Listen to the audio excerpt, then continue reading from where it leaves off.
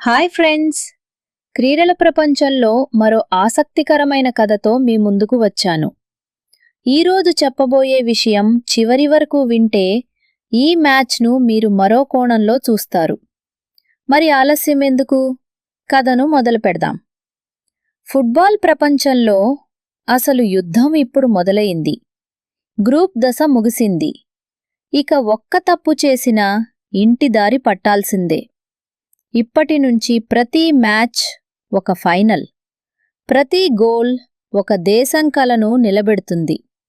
ప్రతి విజయం చరిత్రలో ఒక కొత్త అధ్యాయాన్ని రాస్తుంది. ఫిఫా వరల్డ్ కప్ 2026 ఇప్పుడు అత్యంత ఉత్కంఠభరితమైన దశలోకి అడుగుపెట్టింది. కోట్లాది అభిమానులు తమ జట్టు కోసం ఎదురుచూస్తున్నారు. ప్రపంచం మొత్తం ఒకే ప్రశ్న అడుగుతోంది: ఈసారి ప్రపంచ కప్ను ఎవరు గెలుస్తారు? ఈరోజు జరగబోయే మ్యాచుల్లో ప్రతి జట్టుపైన తీవ్ర ఒత్తిడి ఉంది. ఇక్కడ డ్రా లేదు, రెండో అవకాశం లేదు. గెలిస్తే ముందుకు, ఓడితే టోర్నమెంట్ ముగిసినట్టే. అందుకే ప్రతి ఆటగాడు తన కెరీర్లోనే అత్యుత్తమ ఆటను బయటకు తీసుకురావడానికి సిద్ధమవుతున్నాడు. ఒకవైపు ఇంగ్లాండ్, మరోవైపు పానామా. కాగితంపై ఇంగ్లాండ్ బలంగా కనిపించినా వరల్డ్ కప్లో అంచనాలు ఎన్నోసార్లు తలకిందులయ్యాయి. చిన్న జట్లు కూడా దిగ్గజాలకు షాక్ ఇవ్వగలవని ఈ టోర్నమెంట్ ఇప్పటికే చూపించింది.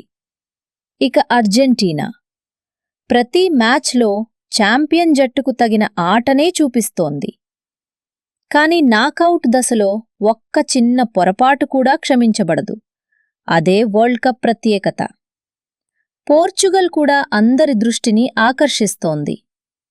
వారి స్టార్ ఆటగాళ్లు ఫామ్లోకి వస్తుండటంతో ప్రత్యర్థి జట్లు మరింత అప్రమత్తంగా ఉన్నాయి. ఈ దశలో వ్యక్తిగత ప్రతిభతో పాటు జట్టు సమన్వయం కూడా విజయంలో కీలకమవుతుంది.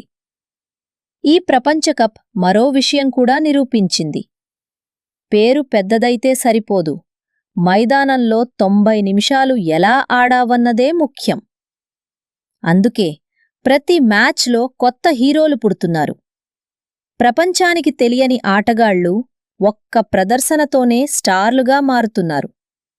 ఇప్పటినుంచి ప్రతి మ్యాచ్లో ఉత్కంఠ మరింత పెరగబోతోంది. చివరి నిమిషం, goal, penalty shootout, red card, VAR నిర్ణయం. ఏదైనా ఒక క్షణం మొత్తం టోర్నమెంట్ కథనే మార్చేయచ్చు.